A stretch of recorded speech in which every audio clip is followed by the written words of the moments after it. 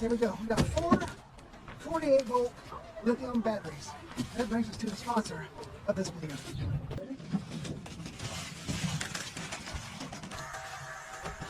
So, we got 4 LiFePO4 48-volt batteries. This is, I mean, honestly, this is going to be a game changer. 48-volt self-contained batteries, lithium. It's a game changer. So, big shout out to Powerwin, and we'll see you when we get to the island. All right, so we've got the batteries back here at our cabin. Here are the batteries. We have our brands too. Now what we got to do is solar panels off, and then come up here and disconnect our old batteries, because it could, combust and catch on fire. But with the lithium, that's not really a risk, so they could be inside, and so that's why we're going to keep them in there with the inverter and everything else. 5,120 watt hours, but they are fully compatible with 48-volt systems, and that's why we're running them with what we got here. They're grade A batteries. They're from LiFePO4, and from what I understand is that those are really good batteries that are made for the solar system, for your solar setup and everything.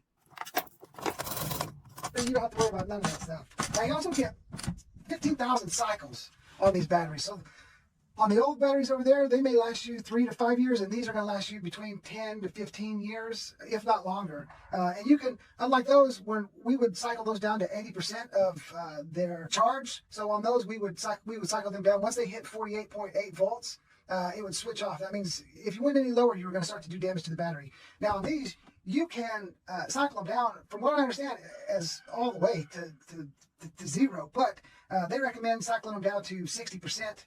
And then that will prolong the battery life here. But like I said, you can cycle these things down all the way, and it won't do the damage like it will on the lead acid batteries. So on these batteries, they are multifunctional, and you get solar support when you purchase these batteries. So you will, if you have any questions, you just call the number, and they'll hook you up with any information that you need from them. So I do need to go and buy some connectors to fit these terminals, because I need to shorten some of these wires. So the next time I go into town, I've got one of these. I'm going to take in there and buy a couple of connections so I can shorten these wires and make it look a little better. All right, so we got everything wired up. Now all we got to do is connect the positive to the inverter, and then we should be back in business, and we'll go down there and turn the solar power back on, turn the wind on, and turn the batteries on. And I'll start the generator up. We'll put a little charge on this, and like I said, I got to go in and make sure all my settings and my charge controller's right.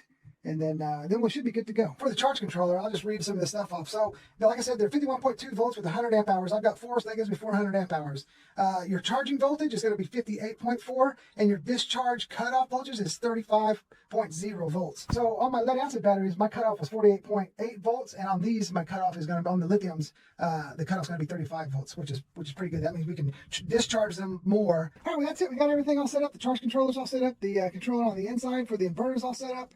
I turned the panels back on, and unfortunately the sun has gone around the corner, so we're only picking up about 84 watts right now, but that's all right. We'll get the rest tomorrow. Anyways, I wanted to give a big thank you to Powerwin. I'll have some information down in the description if you want to go check them out. They were gracious enough to partner up with us for the batteries, and we really appreciate all their help and support.